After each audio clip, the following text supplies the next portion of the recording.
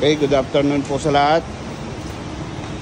Ngayong araw magte-testing tayo ng air circuit breaker, trip unit, primary current injection. So meron tayo ditong new model ng Schneider breaker, NTZ 1000 ampere. Bali yung trip unit niya o yung IR niya o yung pick up time niya, isa-set lang muna natin ng 400 ampere. So mag-inject tayo ng 600 ampere. Titingnan natin kung ilang seconds magti-trip after makapag-inject ng 600 ampere. So ngayon naka-set up tayo, meron tayong primary current injector. Then naglagay tayo dito ng clamp meter. So meron tayong clamp meter, then naka-set siya ng maximum para makita natin kung ilan ba yung maximum injected current. So ngayon si breaker natin is naka-on na siya. Then yung trip unit, nilagyan muna natin ng power bank para meron lang siyang display. Okay, so ito yung primary current injector natin. Maximum current na kaya i-inject ay 2000 ampere.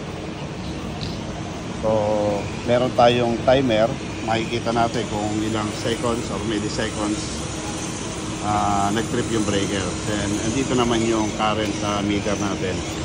Okay, so ngayon nakaset na siya ng 600 ampere. Itatry natin siya kung ilang seconds magti-trip at 600 ampere injected current at 400 ampere pickup time. Okay, try natin siya. So pagka switch ko na to, try natin. Okay, nagbibilang na yung time, nag-i-inject siya ng current 570, 580 or 568. Okay, at 10 seconds, so yung time niya is 1025 times 0.01 is 10 seconds. So ngayon, nag-trip na yung breaker. Injected current natin is 599 ampere, so almost 600 ampere. Then dito, yan. So nag-trip na siya sa long time. Ayan. Then check na kung ilang So ilang ampere sa phase A?